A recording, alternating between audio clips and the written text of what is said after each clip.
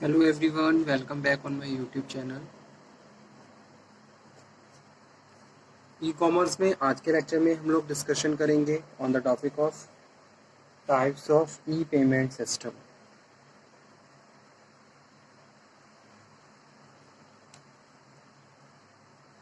Types of E payment system.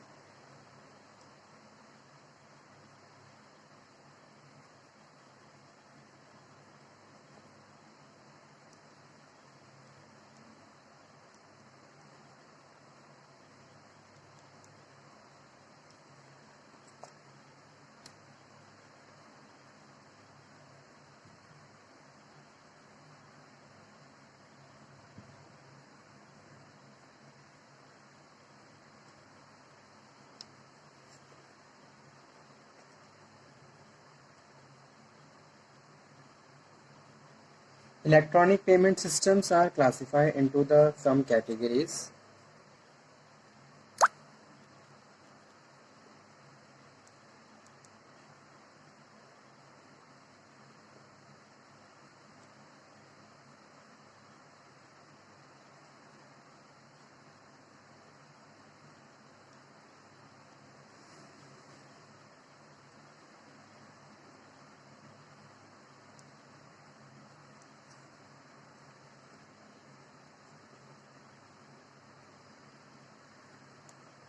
First one है e banking.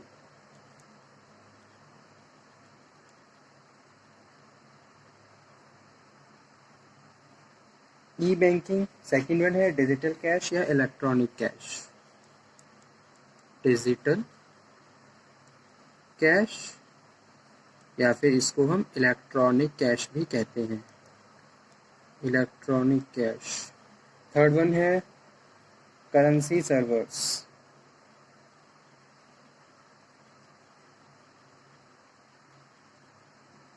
Fourth one is credit cards, credit card. Fifth one है smart card, smart card. Sixth one है debit, debit card. Seventh one है digital wallet, digital wallet. Eighth one है electronic cheque, electronic check.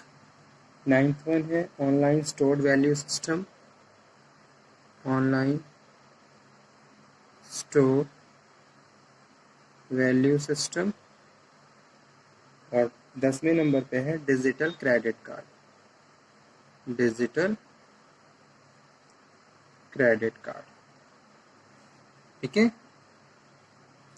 तो electronic payment system में first one है e banking, जिसको हम electronic banking या ऑनलाइन बैंकिंग के नाम से भी जानते हैं। E banking refers to electronic banking.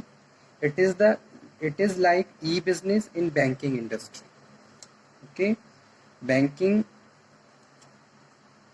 E banking is also called as virtual bank और ऑनलाइन बैंक। जैसे कि अभी मैंने आपको बताया था कि it is also known as and also consider electronic bank, online bank और वर्चुअल बैंक। इसको हम वर्चुअल बैंक भी कहते हैं। E banking is the result of growing expectations of bank customers.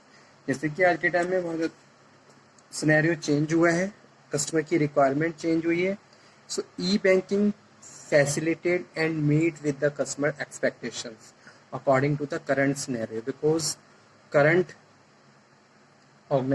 current scenario is totally digitalized. Okay, so in which e-banking involve information technology based banking. Under this IT system, the banking services are delivered by the way of computer controlled systems. Okay, so this system doesn't involve direct interface with the customers.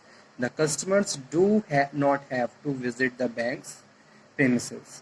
Bank को visit करने की कोई ज़रूरत नहीं है। आप घर बैठे अपने मोबाइल पे over the system, computer, laptop banking services को अवेल कर सकते हो। So it is very important thing, because आज के टाइम में क्या है, कस्टमर बहुत ज़्यादा बिजी है और बहुत ज़्यादा अपने लिए कॉन्शियस है। ठीक है। तो ऐसे में इलेक्ट्रॉनिक बैंकिंग कस्टमर को फैसिलिटेट करता है और कस्टमर की एक्सपेक्टेशंस को फुलफिल करता है। सो पॉपुलर सर्विसेज जो कि ई बैंकिंग के द्वारा दी जाती हैं, जैसे कि एटीएम्स, आपको बैंक विजिट करने की ज़रूरत नहीं है, आप एटीएम जाके कैश विड्रॉल कर सकते हो। This service is provided by the E banking automated teller machines. ATMs provide you cash without the visit any bank branch. Second one है क्रेडिट कार्ड, आप क्रेडिट कार्ड फैसिलिटी अवेल कर सकते हो। Credit card की limit आपके bank status के ऊपर depend करती है, उसी हिसाब से लिमिट सेट होती है।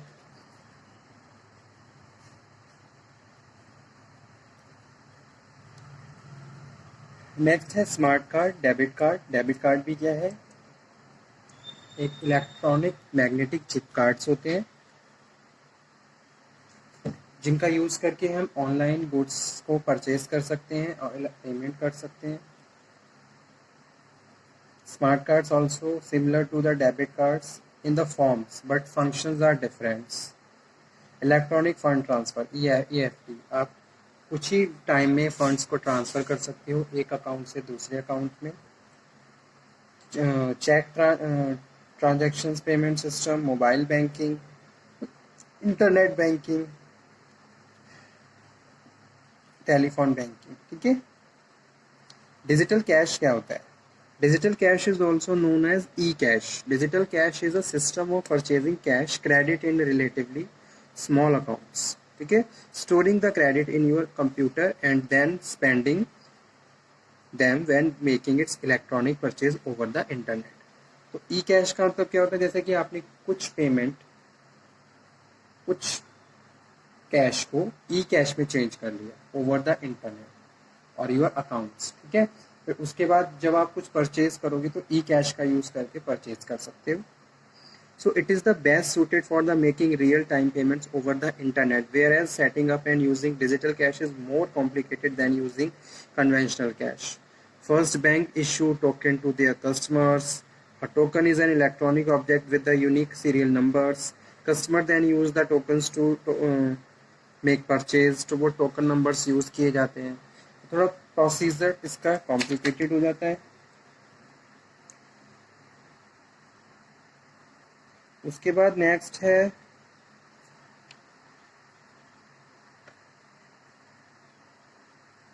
Currency servers. Currency servers is a special term used in EPS, electronic payment system, whereby the customers and the merchant can exchange the different currencies depending upon the machines used, ठीक है। जैसे कि ATM machine है, post terminal है, card reader है, bank card, debit card है, credit card है, telephone card है, एम्प्लॉय आइडेंटिफिकेशन कार्ड है, ठीक है। तो इस तरीके से, जैसे कि क्रेडिट कार्ड्स में क्या होती है, मैग्नेटिक स्ट्रिप्स होती हैं।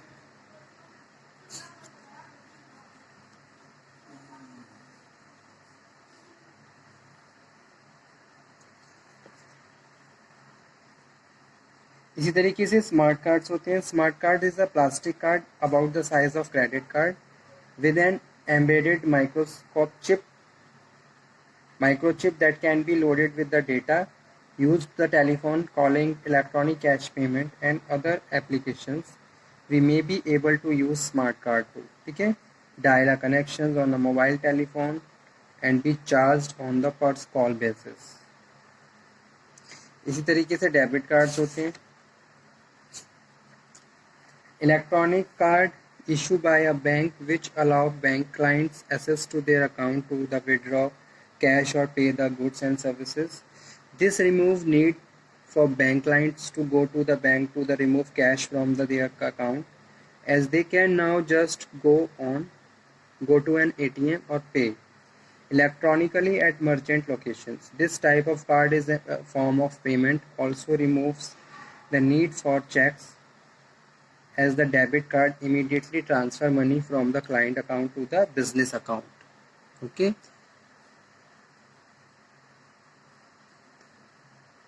इसी तरीके से डिजिटल वॉलेट्स होते हैं, इलेक्ट्रॉनिक चेक होते हैं, ऑनलाइन स्टोर वैल्यू सिस्टम होते हैं और डिजिटल क्रेडिट कार्ड्स होते हैं। ये सारे क्या है, ई इलेक्ट्रॉनिक पेमेंट सिस्टम्स हैं जिनके थ्रू हम इलेक्ट्रॉनिकली पेमेंट कर सकते हैं डिफरेंट मोड्स में।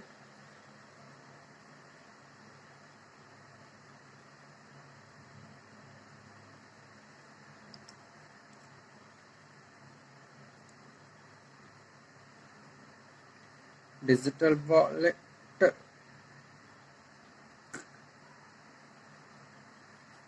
and the size of the users and the then you have just to click जिससे कि ई पेमेंट सिस्टम कंप्लीट होता है। और so it is a type of system electronic payment system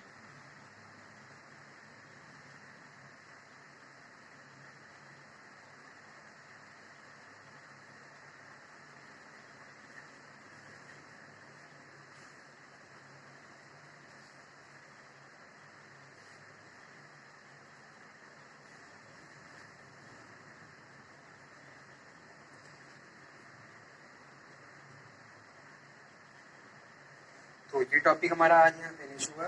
next lecture में हम फिर से मिलेंगे और फिर से बात करेंगे एक नए टॉपिक पे। ई पेमेंट सिस्टम के बाद नेक्स्ट जो टॉपिक है वो इसी से रिलेटेड होगा। और स्टूडेंट ये टॉपिक भी एग्जाम के पॉइंट ऑफ व्यू से इम्पॉर्टेंट है। इलेक्ट्रॉनिक पेमेंट सिस्टम से एक ना एक टॉपिक जरूर पूछा जाता है, चाहे डेबिट कार्ड के बारे में हो, क्रेडिट कार्ड के बारे में हो, स्मार्ट कार्ड के बारे में हो, इलेक्ट्रॉनिक चेक्स के बारे में हो। तो आप इसको भी नोट डाउन कर लीजिए और इसको प्रॉपर रीड करिए, ठीक है, प्रॉपर पढ़िए इसे। कोई डाउट कोई क्वेरी हो तो आप दोबारा से डिस्कशन कर सकते हैं, ठीक है। So okay student, thank you very much.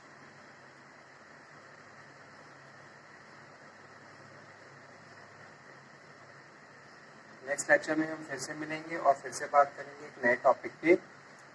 तब तक आप ये पढ़िए, समझिए, कोई डाउट हो तो दोबारा से डिस्कशन कर सकते हैं। Okay student, thank you very much. I hope आपको ये लेक्चर समझ में आएगा। Thank you.